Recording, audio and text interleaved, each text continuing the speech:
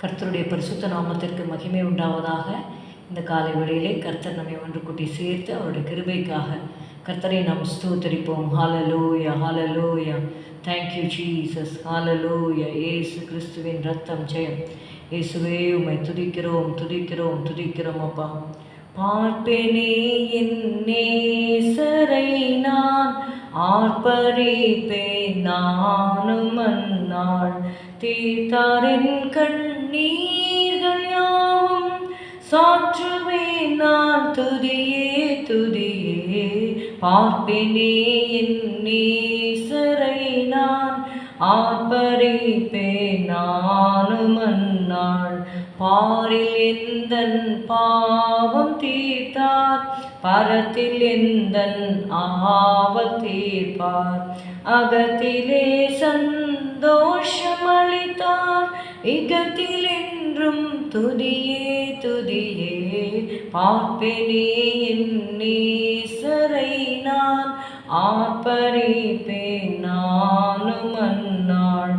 ஆயிரங்களில் சிறந்தோர் ஆத்துமாவின் நேசரவர், ஆபத்தில் என் தோழனவர்.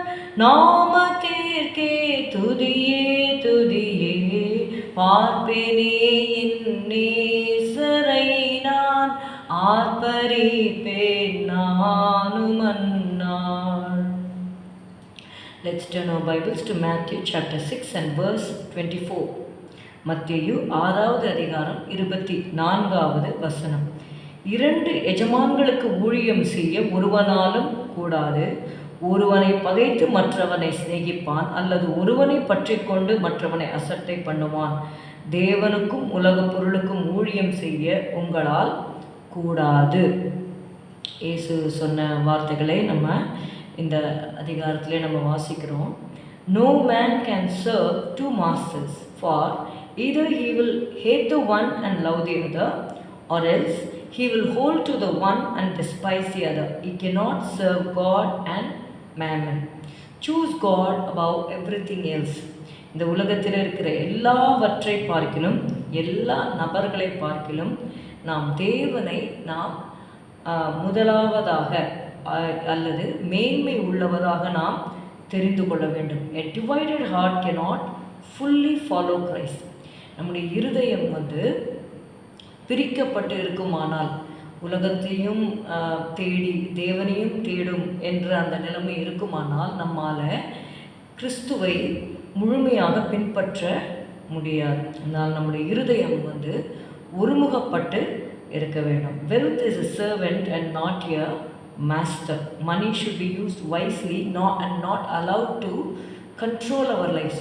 சிலர் பார்த்திங்கன்னா பணம் தங்களை ஆளுகை செய்யும்படியான ஒரு நிலைமையில் இருப்பாங்க. நம்முடைய வாழ்க்கை அப்படி இருக்கக்கூடாது. our life must be controlled by God. சிலருக்கு அதிகமாக தேவன் ஆசீர்வதித்து செல்வத்தை கொடுத்த உடனே அந்த செல்வம் என்ன பண்ணிடுதுன்னா அவங்கள தேவனை விட்டு வழி விலகும்படியான பாதையிலே கொண்டு செல்லுகிறதை நம்ம பார்க்குறோம். எலிசா கேகாசி அந்த விஷயத்தில் நீங்கள் பார்த்தீங்கன்னா, எலிசா நாகமானுடைய குஷ்டரோகத்தை சுஸ்தமாக்கி விட்டு நான் உன்னிடத்தில் எதுவும் வாங்க மாட்டேன் என்று சொல்லி அவர் பணத்தை விட தேவனுடைய கிரியைக்கு தேவனுக்கு மதிப்பு கொடுத்து அவர் வாழ்ந்தார். ஆனால் அவருடைய வேலைக்காரன் கேயாசி என்ன பண்ணுறாரு, எலிசாவுக்கு தெரியாமல் நாகமானிடத்தில் போய் வாங்கிட்டு வர்றதை நம்ம பார்க்குறோம். கடைசியில் அவருடைய வாழ்க்கையில் தேவனுடைய சிக்ஷை அவருடைய வாழ்க்கையில் வருகிறதே நம்ம வாசிக்கிறோம். அதனால் நம்முடைய இருதயம், அதனால தான் எலிசா சொல்லுவார், என் மனம் உன்னுடனே கூட செல்லவில்லையா என்று சொல்லி அவர் சொல்லுகிறதை நம்ம பார்க்கிறோம். அதனால் we should be very careful that we should not be ruled by wealth, but we should rule our wealth. Wholehearted devotion brings peace.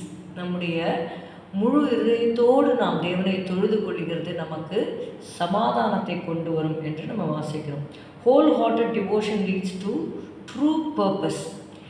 ஆபிரகாமின் வாழ்க்கையில் தன்னுடைய சொந்த நேசகுமாரனாக ஈசாக்கை பலியிடும் பொழுது ஆண்டவர் சொன்னார், இப்பொழுது நீ தேவனுக்கு பயப்படுகிறவன் என்பதை நான் அறிந்திருக்கிறேன். So God allows some tests to really know how much we are devoted towards Him. It pleases the heart of God and fills our heart with peace. Abraham பார்த்திங்கன்னா தன்னுடைய நேசகுமாரன் என்று பாராமல் ஒப்பு கொடுக்கும் பொழுது ஆண்டவருடைய இருதயம் எப்படி இருக்குதுன்னா ரொம்ப பூரித்தது. என்னுடைய சிநேகிதனாகிய ஆபிரகாம் என்று சொல்லி ஏசாயாவில் எழுதப்பட்டதை நம்ம பார்க்கிறோம். So fills our and it not only pleases the heart of God, it fills our heart also with peace. சிமியோனை குறித்து நம்ம அந்த தேவ மனிதனை குறித்து லூக்கா 2:28 நம்ம வாசிக்கிறோம். 28-29 அவன் அவரை தன் கைகளில் ஏந்தி கொண்டு தேவனை ஸ்தோத்தரித்து அவன் இஸ்ரவேலின் ஆறுதல் வர காத்திருந்தான் என்று சொல்லி நம்ம 25வது வசனத்தில் வாசிக்கிறோம். சிமியோன் என்னும் பேர் கொண்ட ஒரு மனுஷன் எருசலேமில் இருந்தான். அவன் நீதியும் தேவ பக்தியும் உள்ளவனாயும் இஸ்ரவேலின் ஆறுதல் வர காத்திருக்கிறவனாயும் இருந்தான். அவன் மேல் பரிசுத்த ஆவி இருந்தார். The Holy Spirit was upon him, and he had a wholehearted devotion towards the Lord. அவன் நீதியும் தேவ பக்தியும் உள்ளவனாயும் இஸ்ரவேலின் ஆறுதல் வர காத்திருக்கிறவனாயும். He was waiting for the consolation of Israel, and the Holy Spirit was upon him. அவர் தான் 28வது வசனத்தில் பார்க்குறோம். அவன் அவரை தன் கைகளில் ஏந்தி கொண்டு, அவன் எந்த ஆறுதலுக்காக அந்த இயேசு கிறிஸ்துவுக்கு வரணும் அப்படின்னு சொல்லி அவன் எதிர்பார்த்த அந்த ஆறுதலாகி அந்த குழந்தையை கையில் ஏந்தி கொள்கிறார்னு பார்க்குறோம். அவன் அவரை தன் கைகளில் ஏந்தி கொண்டு தேவனை ஸ்தோத்தரித்து, ஆண்டவரே உமது வார்த்தையின்படி உமது அடியேனை இப்பொழுது சமாதானத்தோடு போக விடுகிறீர். Lord, now let us thou thy servant depart in peace. அதான் நான் சொன்னேன், அந்த ஹோல் ஹார்ட்டட் டிவோஷன் வரும்பொழுது நாம் சமாதானத்தினால நிரப்பப்படுகிறோம். நம்முடைய வாழ்க்கையிலும் கூட நம்ம யாரை சேவிக்கிறோம். Sometimes when God blesses us with riches, we are now very much careful how to handle the riches and go in the other direction, not knowing where to go, not knowing how to return to God. இந்த பணம் என்ன பண்ணிடுதுன்னா அப்படியே நம்மளை பிஸியாக வச்சு ஆண்டவரை விட்டு கொண்டு போகிறதுக்கு நம்ம விடாத படிக்கு. பணத்தை தேவன் கொடுக்குறார், செல்வத்தை தேவன் கொடுக்குறார், ஆசீர்வாதத்தை தேவன் கொடுக்குறார். ஆனால் நம்ம தேவனை பின்பற்றுகிற வழிகளிலே நம்ம எப்படி இருக்கிறோங்கிறத நம்ம ஆராய்ந்து பார்த்து நம்ம அதன்படி அந்த செல்வத்தை தேவனுடைய சித்தத்தின்படி நம்ம அறிந்து கொள்ளும் பொழுது தேவன் நிச்சயமாக நம்மை ஆசீர்வதிப்பார். ஸ்தோத்திரம் அப்பா, உம்மை துதிக்கிறோம் ஆண்டவரே. அப்பா, உலக பொருளுக்கும் தேவனுக்கும் ஊழியம் செய்ய உங்களால் கூடாது என்று நாங்கள் வாசிக்கிறோம். அப்பா இயேசுவே, ஸ்தோத்திரம் ஆண்டவரே. எல்லாவற்றை பார்க்கிறோம். உமக்கு நாங்கள் முக்கியத்துவம் கொடுத்து நாங்கள் வாழும் பொழுது, உம்மை பிரியப்படுத்தி முழு மனதோடு உம்மை சேவிக்கும் பொழுது ஆண்டவரை நீர் அதில் பிரியப்படுகிறீர் கர்த்தாவே. அது மாத்திரமல்ல, எங்களையும் நீர் உம்முடைய சமாதானத்தினால் நிரப்புகிறீர் என்று பார்க்கிறோம்.